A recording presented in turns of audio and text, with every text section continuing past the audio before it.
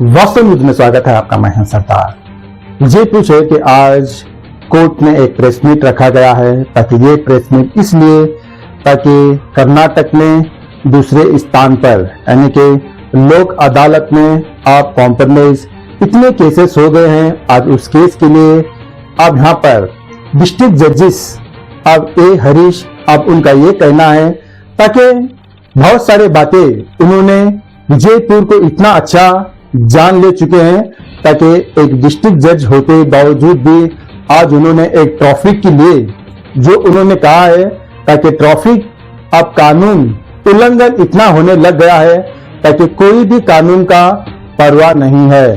कोई triple red जाता है, कोई मोबाइल में बात करते जाते हैं और ना जाने सिग्नल तोड़ कर जाते हैं, और ऐसे लापरवाही पर आज विजयपुर शहर के लोगों के लिए एक प्रेस मीट में एक डिस्ट्रिक्ट जज कहते हैं, तो सोचो कितनी लापरवाही हो गई है यहाँ की जनता की और यहाँ की अधिकारियों की भी लापरवाही है। ताकि अब यहाँ पर ना कोई रोड लाइन भी ठीक नहीं है, यहाँ वहां पर रिपेयरिंग बार बार होती रहती है, मगर फिर बनाते हैं रोड, फिर वही खड्डा खोदड़ा होता है, फिर वही ट्रैफिक का मामला होता है। ताकि अब उस पर कहते कहते कई सालों से लोग जो कोर्ट पर चक्कर मारते हुए हैं, मगर आज किसी के पास पैसे नहीं होते, किसी के पास पैसे होते हैं, मगर आज उन्होंने कोर्ट पर चक्कर मारते हैं। तो इसीलिए हर बहुत सारे मुद्दों के लिए लोक अदालत किया गया है, ताकि वहां पर अपने समझौते पर कॉम्प्रोमाइज हो जाए, ताकि इन मुसीबतों से हटकर सुकून से रह जाए। ताकि इसलिए लोक अदालत का किया गया है, ताकि यहाँ पर सब किसी की दिक्कत है तो आकर अपने अपने समझौते पर कॉम्प्रोमाइज हो जाए। ताकि कॉम्प्रोमाइज पर अब कर्नाटक में दूसरा स्थान विजयपुर डिस्ट्रिक्ट कोर्ट में विजयपुर में हो गया है। बहुत सारे कॉम्प्रोमाइज अब तो ऐसा है, किसी के लेन देन की बेटी की भी केसेस ऐसे ज्यादा है, ताकि उस पर झूठ मूठ के केसेस किए जाते हैं। ताकि इसलिए कुछ कानून के रखवाले उनको समझाने के वजह वो केस का मामला और भी ज्यादा दूर तक ले चलते हैं, ताकि इसलिए ताकि ना समझ से, ताकि उन दोनों की जिंदगियां होती है, समझाना चाहिए, समझौता करना चाहिए। ना जाने बहुत सारे झूठे केस दाखिल करते हैं और उनको कोर्ट के चक्कर मारते मारते उनकी जिंदगियां खराब हो जाती है और दिल भी खराब हो जाता है, मोहब्बत टूट जाती है। ताकि इसलिए लोक अदालत में ये किया जाता है, ताकि अच्छी तरह से मिलजुल कर अब ये कॉम्प्रोमाइज हो जाए तो एक अच्छी सी जिंदगी बन जाती है। मगर कुछ कानून के रखवालों की बात सुनकर, कुछ लोगों की बात सुनकर झूठे मूठे केस डालकर कोर्ट में जाना है, और किसी के पास पैसे भी नहीं होते, और ना जाने यहाँ पर अगर पैसा ना होता तो सीधा वारंट हो जाता और उनको जेल जाना हो जाता है। ना जाने ऐसे बहुत सारे कानून के जो रूल्स होते हैं जो वही करना पालन पड़ता है। वो तो कोर्ट का वो तो एक्ट होता है, कानून होता है, मगर कुछ लोग ऐसे ही झेल रहे हैं मुश्किल में। ताकि इसलिए ताकि वो मुश्किल ना झेले, ताकि वो अपने अपने समझौते पर कॉम्प्रोमाइज हो जाए। कॉम्प्रोमाइज में अब कर्नाटक में दूसरा स्थान विजयपुर कोर्ट है। ताकि इस पर बहुत सारे बातें यहाँ पर किए गए हैं पत्रकारों के सामने, मगर बहुत सारे फैमिली के मामलों में अब झूठे केसों में इतने लोग झेल रहे हैं, इतने लोग झेल जा रहे हैं, मगर आज तक उसके लिए कोई भी आज तक कानून नहीं निकल पाया। और सिर्फ एक ही है, वो है कानून लोक अदालत। वहां पर अपना फैसला लेकर आप समझौते पर कॉम्प्रोमाइज हो जा सकते हैं। मगर कॉम्प्रोमाइज में दूसरे स्थान पर विजयपुर का कोर्ट। तो आइए यहाँ पर बहुत सारे बातें ट्रैफिक के हो, रोड लाइन के हो, कुछ अधिकारियों के बहुत सारे ऐसे बातें इस प्रेस मीट में किया गया है यहाँ पर डिस्ट्रिक्ट जजों ने। तो आइए देखेंगे एक रिपोर्ट में।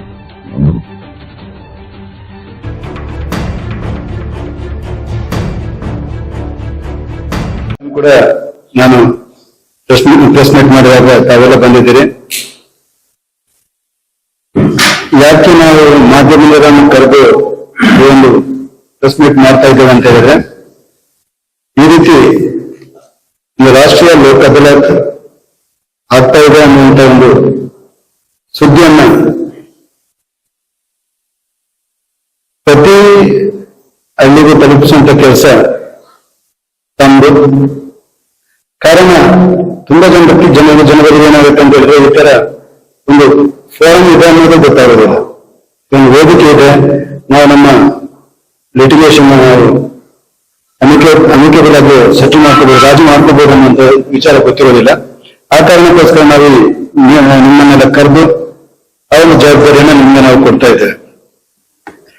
ಕಳೆದ ಲೋಕದಾಲತ್ನಲ್ಲಿ ಕೂಡ ನಾವು ರಾಜ್ಯ ಮಟ್ಟದಲ್ಲಿ 2ನೇ ಸ್ಥಾನ, ಟೋಟಲ್ ಡಿಸ್ಪೋಸಲ್ 2ನೇ ಸ್ಥಾನ ಬಂದಿದ್ದೇವೆ. ಲಿಟಿಗೇಷನ್ ವೈಸ್ ನೋಡಿದ್ರೆ ನಮ್ಮ ಜಿಲ್ಲೆಯಲ್ಲಿ ಕಡಿಮೆ ಇರೋದು. ಆದ್ರೂ ನಿಮ್ಮೆಲ್ಲ ಸಹಕಾರದಿಂದ ಮತ್ತು ನಿಮ್ಮ ಮೆಂಬರ್ ಸೆಕ್ರೆಟರಿ ಅವರು ತುಂಬಾ ಆಕ್ಟಿವ್ ಆಗಿ ಎಲ್ಲ ನಮ್ಮ ಆಫೀಸರ್ಸ್ ಜೊತೆ ಮೀಟಿಂಗ್ ಗಳನ್ನು ಮಾಡಿಕೊಂಡು ಅತಿ ಹೆಚ್ಚು ಡಿಸ್ಪೋಸಲ್ ಆಗಿದೆ. ಪೊಲೀಸ್ ಡಿಪಾರ್ಟ್ಮೆಂಟ್ನವರ ಸಹಕಾರ ಕೂಡ ಚೆನ್ನಾಗಿದೆ. ಇಲ್ಲಿ ಈ ಸಾರಿ ನಾವು ಯಾವುದೆಲ್ಲ ಕಾಂಪೌಂಡಬಲ್ ಅಫೆನ್ಸಸ್ ಇದೆ, ರಾಜಿ ಮಾಡ್ಕೊಳ್ಬಹುದಾದಂತಹ ಕ್ರಿಮಿನಲ್ ಅಫೆನ್ಸಸ್ ಏನಿದೆ ಅದನ್ನು ಕೂಡ ಈ ಸಾರಿ ನಾವು ಜಾಸ್ತಿ ಟಾರ್ಗೆಟ್ ಮಾಡ್ತಾ ಇದ್ದೇವೆ. ಈ ಸಾರಿ ನಾವು ಪೆಂಡಿಂಗ್ ಕೇಸ್ಗಳು ಅಂದ್ರೆ ಚಾಲ್ತಿಯಲ್ಲಿರುವಂತಹ ಪ್ರಕರಣಗಳನ್ನ ಜಾಸ್ತಿ ರಾಜಿ ಮಾಡ್ಕೊಳ್ಳೋ ಬಗ್ಗೆ ಕಾನ್ಸಂಟ್ರೇಟ್ ಮಾಡ್ತೇವೆ. ನಮ್ಮ ಎಕ್ಸ್ಪೀರಿಯನ್ಸ್ ಅನ್ನು ನೋಡುವುದು, ನಾವು ಸುಮಾರು ಸಾರಿ ನೋಡ್ತೇವೆ, ಅಪೀಲ್ ಬಂದಾಗ ಲಿಟಿಗೇನ್ಸ್ ಪಾರ್ಟಿಗಳು ಬಂದ್ಕೊಂಡು ಪಕ್ಷಗಾರರು ಬಂದ್ಕೊಂಡು ಅಂತ ಹೇಳ್ತಾರೆ, ನಮಗೆ ಕೇಸ್ ಇದ್ದಿದ್ದು ಗೊತ್ತಿಲ್ಲ, ಜಡ್ಜ್ಮೆಂಟ್ ಆಗಿರೋದು ಗೊತ್ತಿಲ್ಲ. ಸೊ ಹಾಗಾಗಿ ನಮಗೆ ಅಪೀಲ್ ಹಾಕಲಿ ಕಾಲ ವಿಳಂಬ ಆಯ್ತಂದ್ರೆ ಡಿಲೇ ಆಯ್ತು. ಎವಿಡೆನ್ಸ್ ಟೈಮ್ನಲ್ಲಿ ನಾವು ತುಂಬಾ ಸಾರಿ ನೋಡ್ತೀವಿ, ಪಾರ್ಟಿಗಳು ಲಾಯರ್ಗಳಿಗೂ ಸಿಗೋದಿಲ್ಲ, ಎಲ್ಲಿದ್ದಾರೆ ಅಂತ ಗೊತ್ತಿರೋದಿಲ್ಲ. ಯಾರ್ದು ಕೆಲವು ಸಾರಿ ವಕೀಲರ ಅಡ್ವೈಸ್ ಮೇಲೆ ಇರ್ಬೋದು ಅಥವಾ ಫ್ಯಾಮಿಲಿಯಲ್ಲಿ ಯಾರ್ದಾದ್ರು ಒಂದು ಅಡ್ವೈಸ್ ಇಂದಾಗಿ ಕೋರ್ಟ್ಗೆ ಬಂದವರು ತುಂಬಾ ಜನ ಇರ್ತಾರೆ. ಅವರು ನಿಜವಾಗ್ಲೂ ಕೋರ್ಟಲ್ಲಿ ಕೇಸ್ ನಡೆಸ್ಕೊಂಡು ಹೋಗುವಂತ ಇಂಟ್ರೆಸ್ಟ್ ಇರೋದಿಲ್ಲ. ಮತ್ತೆ ಫೈನಾನ್ಷಿಯಲ್ ಕೂಡ ಅಲ್ಲಿ ಕಡೆ ಸ್ವಲ್ಪ ಸಂಬಂಧಗಳಿಗೆ ಜಾಸ್ತಿ ಬೆಲೆ ಕೊಡ್ತೀವಿ ನಾವು ದುಡ್ಡಿಗಿಂತ. ಯಾರೋ ಶೇರ್ ಬೇಕು, ಪ್ರಾಪರ್ಟಿ ಆನ್ಸೆಸ್ಟರ್ ಪ್ರಾಪರ್ಟಿ ಕೂಡ ಕೌಟುಂಬಿಕ ಆಸ್ತಿಯಲ್ಲಿ ನಿಮಗೆ ಪಾಲ್ ಬೇಕಂತ ಹಾಕಿರ್ತಾರೆ, ಮತ್ತೆ ಇಂಟ್ರೆಸ್ಟ್ ಹೋಗಿರುತ್ತೆ. ಅಂತವರಿಗೆ ಒಂದು ವೇದಿಕೆಯನ್ನು ಉಪಯೋಗಿಸಿಕೊಂಡು ಅಮಿಕೇಬಲ್ ಆಗಿ ಸೆಟಲ್ ಮಾಡ್ಕೋಬಹುದು. ಲೋಕದಳದಲ್ಲಿ ಆಗುವಂತ ಸೆಟಲ್ಮೆಂಟ್ಗೆ ಒಂದು ಕೋರ್ಟ್ ನ ಒಂದು ಸ್ಟ್ಯಾಂಪ್ ಕೂಡ ಇರುತ್ತೆ ಅದಕ್ಕೆ, ಅಂದ್ರೆ they cannot appeal against that award, ಅದೊಂದು ಫೈನಲ್ ಆಗುತ್ತೆ. ಈ ರೀತಿಯ ವೇದಿಕೆ ಇದೆ ಅಂತ ಅವರಿಗೆ ಗೊತ್ತಾಗದೆ ಅವರು ಖಂಡಿತವಾಗಿ ಬರ್ತಾರೆ. ಕೌಟುಂಬಿಕ ಪ್ರಕರಣಗಳಲ್ಲಿ ನಾವು ಲಾಸ್ಟ್ 2 ಲೋಕದಲ್ಲಿ ಕೂಡ ತುಂಬಾ ಜನ ಮತ್ತೆ ಒಂದಾಗಿ ಮುಂದೆ ಹೋಗಿದ್ದಾರೆ. ನೀವೆಲ್ಲ ಅದನ್ನ ವೈಡ್ ಪಬ್ಲಿಸಿಟಿ ಕೂಡ ಕೊಟ್ಟಿದ್ದೀರಿ. ಕೌಟುಂಬಿಕ ವಿವಾದಗಳಲ್ಲಿ ಅಂದ್ರೆ ಮ್ಯಾಟ್ರಿಮೋನಿಯಲ್ ಡಿಸ್ಪ್ಯೂಟ್ ಅಲ್ಲಿ ಡೈವೋರ್ಸ್ ಕೊಡೋದಕ್ಕಿಂತ ನಮ್ಮ ಮೊದಲ ಆದ್ಯತೆ ಏನಿರುತ್ತೆ ಅಂತ ಹೇಳಿದ್ರೆ ಅವರನ್ನ 2 ಕುಟುಂಬಗಳನ್ನ ಒಟ್ಟಿಗೆ ಕೂಡಿಸಿ 2 ಗಂಡ ಹೆಂಡತಿಯನ್ನು ಒಟ್ಟಿಗೆ ಸೇರಿಸಿ ಕಳಿಸುವಂತ ಕಡೆ ಜಾಸ್ತಿ ಗಮನ ಹರಿಸ್ತೇವೆ. ಸೊ ಅದಕ್ಕೆ ಅವಕಾಶ ಇರೋದು ಅಂತ ಹೇಳಿದ್ರೆ ಈ ಲೋಕದಾಲತ್ನಲ್ಲಿ. ಸೊ ಹಾಗಾಗಿ ಎಲ್ಲ ಯಾವ್ಯಾವ ನಮ್ಗೆ ಈಗ ಪತ್ರಿಕಾ ಪ್ರಕರಣ ಕ್ರಿಸ್ಮಸ್ ಕೊಡ್ತಾ ಇದ್ದಾರೆ, ಯಾವ್ಯಾವ ಪ್ರಕರಣಗಳನ್ನ ಇಲ್ಲಿ ರಾಜಿ ಮಾಡ್ಕೊಳ್ಬಹುದು ಅನ್ನೋದ್ರ ಬಗ್ಗೆ ಸ್ವಲ್ಪ ಜಾಸ್ತಿ ಪಬ್ಲಿಸಿಟಿ ಕೊಡಿ. ಕೋರ್ಟ್ ಟಿವಿಲಿ ಲಾಸ್ಟ್ ಟೈಮ್ ಕೊಟ್ಟಿದ್ದೀರಿ, ಈ ಸಾರಿನೂ ಕೊಡಿ. ಸ್ಟಾಟಿಸ್ಟಿಕ್ಸ್ ವೈಸ್ ನಾವು ಪ್ರೆಸ್ ಮೀಟ್ ಅಲ್ಲಿ ಹೇಳಿದ್ವಿ ಲಾಸ್ಟ್ ಟೈಮ್ ಎಷ್ಟು ಕೇಸಸ್ ಡಿಸ್ಪೋಸಲ್ ಆಗಿದೆ ಅಂತೇಳಿ. ಈ ಸಾರಿ ನಾವು ಫಸ್ಟ್ ಬರ್ಲಿಕ್ಕೆ ಸಾಧ್ಯ ಇಲ್ಲ, ಯಾಕಂದ್ರೆ Bangalore city and Bangalore urban, Mysuru ಅದೆಲ್ಲ bigger districts compare to Vijayapura. So ಅದು ನಾವು ಫಸ್ಟ್ ಬರೋದಕ್ಕೆ ಸಾಧ್ಯ ಇಲ್ಲ. ನಮ್ಮ ಕಳೆದ ಬಾರಿಯ ಘೋಷಣೆ ಏನಿದೆ, ಸ್ಥಾನ ಏನಿದೆ, ಅದನ್ನು ನಾವು ಈ ಸಾರಿ ಕಾಪಾಡ್ಕೋಬೇಕು. ಸೊ ಹಾಗಾಗಿ ಆ ಬಗ್ಗೆ ಹೆಚ್ಚಿನ ಮಾಹಿತಿಯನ್ನ ಜನರಿಗೆ ನಾವು ತಲುಪಿಸಬೇಕು. ಇನ್ನೊಂದು ತಮ್ಮೆಲ್ಲ ನೋಡೋರೆಲ್ಲ ಬಂದೇ ನೋಡಿದ್ದೀರಿ, ಕರ್ನಾಟಕ ಸರ್ಕಾರ ಈ ಟ್ರಾಫಿಕ್ ಚಲನ್ಸ್ ಕೇಸಸ್ ಇದೆ ಅದನ್ನ ಈ ಲೋಕದಾಲತ್ಗೋಸ್ಕರನೇ 50% ಕಡಿಮೆ ಮಾಡಿ ನಮ್ಗೊಂದು ಅವಕಾಶ ಕೊಟ್ಟಿದ್ದಾರೆ. ಅದರ ಬಗ್ಗೆ ಸ್ವಲ್ಪ ಜಾಸ್ತಿ ಜನರಿಗೆ, ಇಲ್ಲಿ ಟ್ರಾಫಿಕ್ ರೂಲ್ಸ್ ಅನ್ನೋದು ಇಲ್ಲ ವಿಜಯಪುರದಲ್ಲಿ ನಾನು ನೋಡಿದಂಗೆ, ಎಲ್ಲಿ ಕಾಣಿಸೋದೇ ಇಲ್ಲ. ಸೊ ಹಾಗಾಗಿ ಏನಾದ್ರು ಕೇಸಸ್ ರಿಜಿಸ್ಟರ್ ಆಗಿದ್ರೆ ಪೊಲೀಸ್ ಮುಂದೆ ಹೆಲ್ಮೆಟ್ ಹಾಕೋದನ್ನು ಹೋಗ್ತಾರೆ, ಟ್ರಿಪಲ್ ರೈಡ್ ಹೋಗ್ತಾರೆ, ಮೈನರ್ಸ್ ಮೋಟರ್ ಸೈಕಲ್ ರೈಡ್ ಮಾಡ್ಕೊಂಡು ಹೋಗ್ತಾರೆ. ಡ್ರಿಂಕ್ ಅಂಡ್ ಡ್ರೈವ್ ಗೊತ್ತಾಗಲ್ಲ, ಯಾಕಂದ್ರೆ ನಾವು ಕತ್ಲಾದ್ಮೇಲೆ ಬರೋದಿಲ್ಲ. ಸೊ ಡೇ ಟೈಮಲ್ಲಿ ನಾವು ಮನಸ್ಸಿಲ್ಲ. ಬಟ್ ಮಕ್ಕಳನ್ನು ಸುಮಾರು ಜನ ನೋಡಿದ್ದೀನಿ, ತುಂಬಾ ಚಿಕ್ಕ ಮಕ್ಕಳು, ನಮಗೆ 14-15 ಇಯರ್ಸ್ ಮಕ್ಕಳೆಲ್ಲ ಡ್ರೈವ್ ಮಾಡ್ಕೊಂಡು ಹೋಗೋದು. ಸೊ ಅದನ್ನು ಸ್ವಲ್ಪ ನೀವು ಕೂಡ ಕ್ಲೀನ್ನೆಸ್ ಅಂದ್ರೆ ಈ ಟ್ರಾಫಿಕ್ ರೂಲ್ಸ್ ನಮ್ಮ ಒಂದು ಸಮಾಜದ ನಾಗರಿಕರಾಗಿ, ನಮ್ಮ ಜವಾಬ್ದಾರಿತ ನಾಗರಿಕರಾಗಿ ನಮ್ಮ ಜವಾಬ್ದಾರಿ. ಚಿಕ್ಕ ಮಕ್ಕಳಿಗೆ ವೆಹಿಕಲ್ ಕೊಟ್ಟು ಏನಾದ್ರು ಅಪಘಾತಗಳಾದ್ರೆ ಅದೆಲ್ಲ ಕಷ್ಟ ಆಯ್ತು. ಸೊ ಹಾಗಾಗಿ ಈ ಬಗ್ಗೆ ಟ್ರಾಫಿಕ್ ಚಲನ ಅಂಡ್ ಇನ್ನೊಂದು ಇಂಪಾರ್ಟೆಂಟ್ ವಿಚಾರ ಏನಂತ ಹೇಳಿದ್ರೆ 29ನೇ ತಾರೀಕು ಬರೋ ತಿಂಗಳು, 21ನೇ ತಾರೀಕು ನಮ್ಮ ಬಿಜಾಪುರದಲ್ಲಿ ಕಾಯಂ ಜನತಾ ನ್ಯಾಯಾಲಯ ಶುರು ಆಗ್ತಾ ಇದೆ, ಸಿಟ್ಟಿಂಗ್ ಇದೆ. ಸೊ ಕಾಯಂ ಜನತಾ ನ್ಯಾಯಾಲಯದ ಬಗ್ಗೆ ಲಾಸ್ಟ್ ಟೈಮ್ ನಾವು ಪ್ರೆಸ್ ಮೀಟ್ ಮಾಡಿದಾಗ ಹೇಳಿದ್ವಿ. ಇದು ಇರೋದು ಜನಸಾಮಾನ್ಯರಿಗೆ, ಯಾರು ಡೈರೆಕ್ಟ್ ಆಗಿ ಕೋರ್ಟ್ಗೆ ಅಪ್ರೋಚ್ ಆಗಕ್ಕಾಗಲ್ಲ, ಕೋರ್ಟ್ ಫೀ ಕಟ್ಕೊಂಡು ನ್ಯಾಯಾಲಯದಲ್ಲಿ ತಮ್ಮ ಪ್ರಕರಣ ನಡೆಸಕ್ಕಾಗೋದಿಲ್ಲ ಅಂತವರಿಗೆ ಜನತಾ ನ್ಯಾಯಾಲಯ ಇರುವಂತದ್ದು, ಜನಸಾಮಾನ್ಯರ ನ್ಯಾಯಾಲಯ ಇದೆ. ಸೊ ಅದರ ಬಗ್ಗೆ ಒಂದು ಸ್ವಲ್ಪ ಜಾಸ್ತಿ ಪ್ರಚಾರ ಮಾಡಿ ಕೇಳ್ತಾ ಮತ್ತೊಮ್ಮೆ ಈ ಒಂದು ಮುಂಜಾನೆ ಮೀಟಿಂಗ್ ಕರೆದಾಗ ತಂದು ಸಹಕರಿಸಿದ್ದಕ್ಕೆ ತಮ್ಮೆಲ್ಲರಿಗೂ ಜಿಲ್ಲಾ ಕಾನೂನು ಸೇವಾ ಪ್ರಾಧಿಕಾರದ ಅಧ್ಯಕ್ಷನಾಗಿ ಕೃತಜ್ಞತೆಯನ್ನು ಸಲ್ಲಿಸ್ತಾ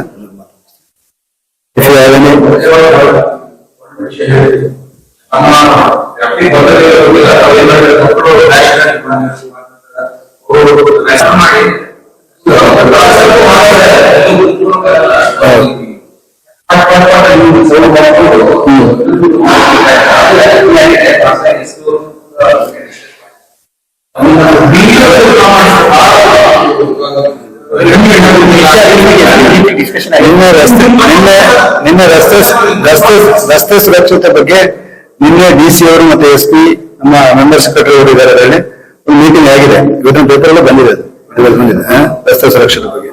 ನಾನು ಈ ಕ್ರೈಮ್ ಮೀಟಿಂಗ್ ಆದಾಗ ನಾನು ಕೂಡ SP ಅವರು ಅಡಿಷನಲ್ SP ಅವರು ಸಿಕ್ಕಿದಾಗ ನಾನು ಅದನ್ನ ಹೇಳ್ತೇನೆ. ಯಾಕಂದ್ರೆ ಲಾ ಅಂಡ್ ಆರ್ಡರ್ ಅವ್ರದ್ದು, ವೋಟರ್ ಬಂದಾಗ ಮಾತ್ರ ಅದನ್ನ ನಾವು ಏನು ಯಾವ ರೀತಿ ಡಿಸೈಡ್ ಮಾಡ್ಬೋದು. ಯಾಕಂದ್ರೆ ನಾವು ಈ cannot step into the shoes of police and ಅವ್ರು ಮಾಡೋ ಕೆಲಸನ ನಾವು ಮಾಡಕ್ಕಾಗೋದಿಲ್ಲ, ನಾವು ಮಾಡೋ ಕೆಲಸನ ಅವ್ರು ಮಾಡಕ್ಕಾಗಲ್ಲ. DLS ಬೇಕಿದ್ರೆ ಒಂದು ಅವೇರ್ನೆಸ್ ಮಾಡಕ್ಕೆ ಇವತ್ತು ಮೀಟಿಂಗ್ ಇದೆ. More over as A media persons ನೀವು ಕೂಡ ಅದರ ಬಗ್ಗೆ ಒಂದು ಸ್ವಲ್ಪ ಜಾಸ್ತಿ ಬರ್ತಾನೆ ಇರುತ್ತೆ. ನಾನು ಮೊನ್ನೊಂದು ವಿಡಿಯೋ ಮಾಡಿದೆ, ಅವರು ಯೂಟ್ಯೂಬ್ ಅಲ್ಲಿ ಏನೋ ವೀಡಿಯೋ ಮಾಡ್ಕೊಂಡು ಹೋಗ್ತಾರೆ, ಕ್ಯಾಮರಾ ಆನ್ ಮಾಡ್ತಾ ಇದ್ದ, ಮುಂದ್ಗಡೆ ಹೋಗ್ತಾ ಬಿದ್ದು ಇವನ್ ಅದರ ಹಿಂದ್ಗಡೆ ಹೋಗ್ಬಿದ್ದೆ, ಶೂಟ್ ಮಾಡ್ಕೊಂಡು ವಿಡಿಯೋ ಶೂಟ್ ಮಾಡ್ಕೊಂಡು ಹೋಗ್ತಿದ್ದ ಅವನ. ಯಾರೊಬ್ರು ಲೇಡಿ ಇದ್ರು ಮುಂದ್ಗಡೆ ಕೂತ್ಕೊಂಡು, ಅವರಿಗೆ ಎರಡು ಆ ಕಡೆ ಬಿದ್ರು. 2 ಜನ ಏನಾಗ್ತಾನೆ ಸ್ಪೀಡ್ ಎಲ್ಲ ನೋಡಿದ್ರೆ ಮೇಜರ್ ಇಂಜರಿ ಆಗಿರ್ಬೋದು. ಇಲ್ಲಿ ಗೊತ್ತಿಲ್ಲ, ಬಟ್ ಬ್ಯಾಂಗ್ಳೂರಲ್ಲಿ ಹುಡುಗಿಯರಲ್ಲಿ ಮಾಡ್ಕೊಂಡು ಹೋಗ್ಬೋದು. ರಾತ್ರಿ ಯಾರಂದ್ರೆ ಗೊತ್ತಿಲ್ಲ, ಆಕ್ಸಿಡೆಂಟ್ ಆದ್ಮೇಲೆ ಮನೆಯವ್ರು ಗೊತ್ತಾಗೋದು ಈ ತರ ಆಗಿದೆ. ಸೊ ತುಂಬಾ ನಾವು ಅಭಿವೃದ್ಧಿ ಹೊಂತ ಇದೆಲ್ಲ ಆಗ್ತಾ ಹೋಗ್ತದೆ. ಅಂದ್ರೆ ನಮ್ಮ ಕಾಲದಲ್ಲಿ ಒಂದು ಸೈಕಲ್ ತಗೋಬೇಕಾದ್ರೆ ಭಾರಿ ಕಷ್ಟ ಇತ್ತು. ಈಗ ಮಕ್ಕಳಿಗೆ 15-16 ವರ್ಷದಲ್ಲಿ ಮನೆಯಲ್ಲಿ ಮೈನಸ್ ಚಿಕ್ಕ ಚೈಲ್ಡ್ ಬೈಕ್ ಅನ್ನೋದು ಬರುತ್ತೆ. ಅದಾದ ತಕ್ಷಣ ಕಾಲೇಜ್ 18 ದಾಟಕ್ಕೆ ಕಾಯ್ತಾ ಇರ್ತಾರೆ. 18 ವರ್ಷ ಆಯ್ತು ತಕ್ಷಣ ಬೈಕ್ ತೆಗೆದುಕೊಡ್ತಾರೆ. ಸೊ ಅಲ್ಲಿ ತನಕ ಲೀಗಲ್ ಆಗಿ 18 ವರ್ಷ ಆದ ತಕ್ಷಣ ಬೈಕ್ ಕೊಟ್ಟು ಕಾಲೇಜಿಗೆ ಕಳಿಸ್ಬಿಡ್ತಾರೆ. ಸೊ ಹಾಗಾಗಿ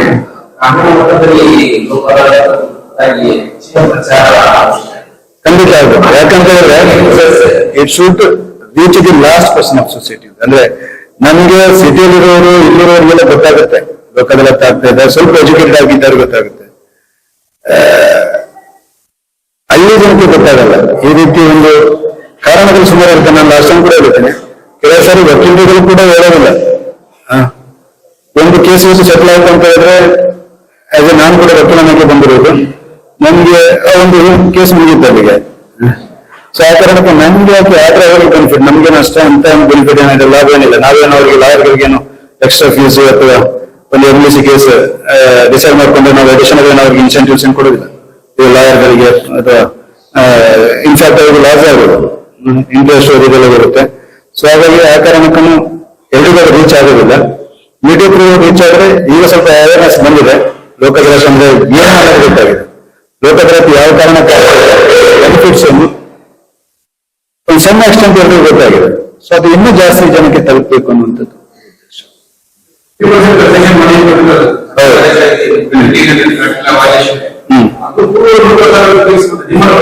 ಲೋಕದಾಲತ್ ಅದು ಮಾಡ್ತಾ ಇರೋದು. ಅದು ಏನು ಡಿಸ್ಪೋಸಲ್ ಆಗುತ್ತೆ, ಅದು ಲೋಕದಾಲತ್ ನಿಮ್ಮ ಅಕೌಂಟ್ಗೆ ಬರೋದು. ಅದಕ್ಕೆಂದ್ರೆ ಅದು ವಿಶೇಷವಾಗಿ ಮಾಡುವಂತ ಆದೇಶ.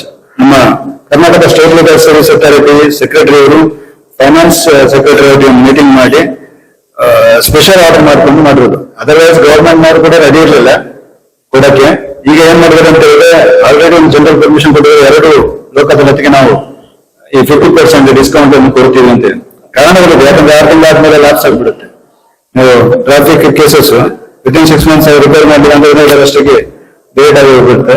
So for that reason 6 month ಒಂದ್ಸರಿ ನೀವು ಮಾಡಿದ್ರೆ ನಾವು 50% ಡಿಸ್ಕೌಂಟ್ ಅದೆಲ್ಲ ಕೊಡ್ತೀವಿ ಅಂತೇಳಿ. ಸೊ ಹಾಗಾಗಿ ಇನ್ನು ಅದು ಬೇಗ ಅವೇರ್ನೆಸ್ ಕ್ರಿಯೇಟ್ ಆಗುತ್ತೆ. ಯಾಕಂದ್ರೆ ಒಂದ್ಸರಿ ನಮ್ಗೆ 6 ತಿಂಗಳ ಕಸ್ಟಮರ್ ನಂತರ ನೋಟಿಫಿಕೇಶನ್ ಬಂದಿದೆ. ಸಿಜೆ ಗೌರ್ಮೆಂಟ್ ನವ್ರು ಕೊಡೋದಿಲ್ಲ, ಅವರಿಗೆ ರಿಕವರಿ ಆಗಲಿ ಆಗಿರೋದಿಲ್ಲ. ಬಟ್ ರೆಕಾರ್ಡ್ ಅಲ್ಲಿ ಅವ್ರಿಗೆ ಲಾಸ್ ಆಗುತ್ತೆ ಅಂತೇಳಿ ಅವ್ರ ಕನ್ಫರೆನ್ಸ್ ಕೊಡೋದಿಲ್ಲ, ಅದಕ್ಕೆ ಉಪಯೋಗ ಕೊಡೋದಿಲ್ಲ. ಇದು ತುಂಬಾ ಪ್ರಯತ್ನ ಮಾಡಿ ಈ ಸರಿ ಒಂದು ಅವಕಾಶ ಕೊಟ್ಟಿದ್ದಾರೆ.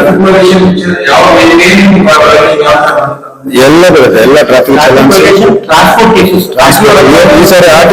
ಈ ಸರಿ ಆರ್ಟಿಒದವ್ರದ್ದು ಕೂಡ ಇದೆ. ಮುಂಚೆ ಅದಿರಲಿಲ್ಲ, ಖಾಲಿ ಪೊಲೀಸ್ ಮಾಡಿದ್ದು ಮಾತ್ರ ಇತ್ತು. ಈ ಸರಿ ಆರ್ಟಿಒ ಅಂತವ್ರದ್ದು ಕೂಡ ಸೇರಿಸ್ಕೊಂಡಿದ್ದಾರೆ. ಸೊ ಹಾಗಾಗಿ ಸ್ವಲ್ಪ ಅದು ಅಮೌಂಟ್ ಎಲ್ಲ ಜಾಸ್ತಿ ಇರುತ್ತೆ. ಈ ಟೂರಿಸ್ಟ್ ಬಸ್ಗಳು ಅದು ಇದೆಲ್ಲ ಪರ್ಮಿಟ್ ಅದು ಅದೆಲ್ಲ ಫೈನ್ ಅಮೌಂಟ್ ಏನಿರುತ್ತೆ ಅದನ್ನು ಕೂಡ 50% ಗಾಡಿ ಓಡಿಸಿರೋದ ಫೈನ್ ಅದೆಲ್ಲ ಫೈನ್ಗಳನ್ನು ಈಗ ಕಟ್ಟಿ ಸೆಟಲ್ ಮಾಡ್ಕೊಂಡು ಓಕೆ ಅದನ್ನು ಸ್ವಲ್ಪ ಚೆನ್ನಾಗಿ ಹಾಕ್ಬಿಡಿ.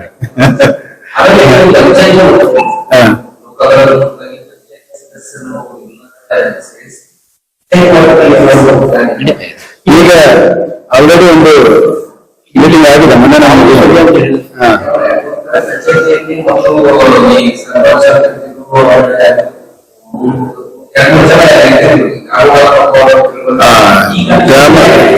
ಗ್ರಾಮ ನ್ಯಾಯಾಲಯದ ಕಾನ್ಸೆಪ್ಟ್ ಅದು ಅದನ್ನು ಒಂದು ಇದೆ. ಪ್ರತಿ ಗ್ರಾಮ ಪಂಚಾಯತಿಯಲ್ಲೂ ಕಾವಲು ಸಭೆಯಲ್ಲಿ ಕಾನೂನು ಕೂಡ ಒಂದು ಪ್ರಮುಖ ಭಾಗವಾದ ಸಬ್ಜೆಕ್ಟ್ ಆಗಿರ್ಬೇಕು. ಅಲ್ಲಿ ಕಾವಲು ಸಭೆಯಲ್ಲಿ ನಮ್ಮ ಜಿಲ್ಲೆಯಿಂದ ಭಾರತದ ರೀತಿಯಲ್ಲಿ ಬೇಕು ಅವರ ಹೇಳಿದ್ದಾರೆ. ನಮ್ಮಲ್ಲಿ ಕ್ಯಾಂಪ್ ಆಗ್ತಾ ಇದೆ ಸರ್, ಗ್ರಾಮಾಂತರದಲ್ಲಿ ಕ್ಯಾಂಪ್ ಆಗ್ತಾ ಇದೆ.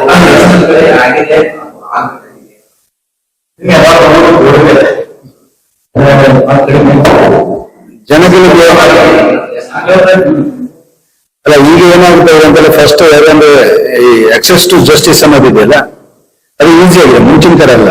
ಈಗ ನೋಡಿ ನಾನು ನಿನ್ನೆ ಬಬಲೇಶ್ವರಕ್ಕೆ ಹೋದೆ, ಅಲ್ಲೇ ಒಂದು ಕೋರ್ಟ್ ಆಗ್ತದೆ, ಅಲ್ಲಿ ಅಡ್ವೊಕೇಟ್ಸ್ ಗಳು ಇಲ್ಲ ಅಂತ 40 ಜನ ಅಡ್ವೊಕೇಟ್ಸ್ ಇದ್ದಾರೆ. ಬಟ್ ಅಲ್ಲಿ ಕೋರ್ಟ್ ಯಾಕಂತ ಆಗಿದೆ, ಬಬಲೇಶ್ವರ, ಚಡಚಣ ಎಲ್ಲ ತಾಲೂಕಿಗೆ ಹೊಸ ತಾಲೂಕಲ್ಲೆಲ್ಲ ಆಗಿದೆ, ಅಲ್ಲೆಲ್ಲ ಹೊಸ ಕೋರ್ಟ್ಗಳಿಗೆ ಪ್ರಪೋಸಲ್ ಇದೆ. ಕೆಲ ಕಡೆ ಜಾಗ ಸಿಕ್ಕಿಲ್ಲ, ಕೆಲವು ಸಿಕ್ಕಿದೆ. ಸೊ ಜನಗಳಿಗೆ ಹತ್ತಿರದಲ್ಲಿ ಕೋರ್ಟ್ಗಳು ಆಯ್ತು, ನಮ್ಗೆ ಕೋರ್ಟ್ಗೆ ಹೋಗೋದು ಈಸಿ ಆಯ್ತು ಅಂತ ಹೇಳಿದ್ರೆ ಫಸ್ಟ್ ಅವ್ರು ಹೋಗೋದು ಕೋರ್ಟ್ಗೆ, ಆಮೇಲೆ ಬೇರೆ ಎಲ್ಲ ರಾಜಿ ಲೋಕದಲ್ಲತ್ತು ಸೆಟಲ್ಮೆಂಟ್ ಎಲ್ಲ ಆಮೇಲೆ ಬರ್ತಾರೆ.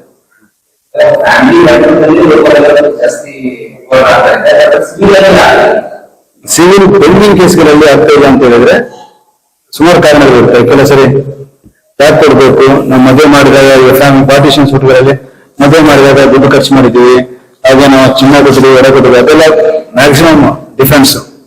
ನಮ್ಮ ಮನೆಯಲ್ಲಿ ನಾನು ದುಡ್ಡು ಕೊಟ್ಟಿದ್ದೀನಿ, ಮದುವೆ ಮಾಡಿ ಕೊಟ್ಟಿದ್ದೇನೆ, ನಾವು ಈಗ ಯಾಕೆ ಶೇರ್ ಕೊಡ್ಬೇಕು ಆತರ. ಕೋರ್ಟಲ್ಲಿ ಏನಾದ್ರು ಫೈನಲ್ ಜಡ್ಜ್ಮೆಂಟ್ ಆಗಿ ಆಮೇಲೆ ರೆಡಿ ಟು ಗಿವ್ ಅಂತೇಳಿ.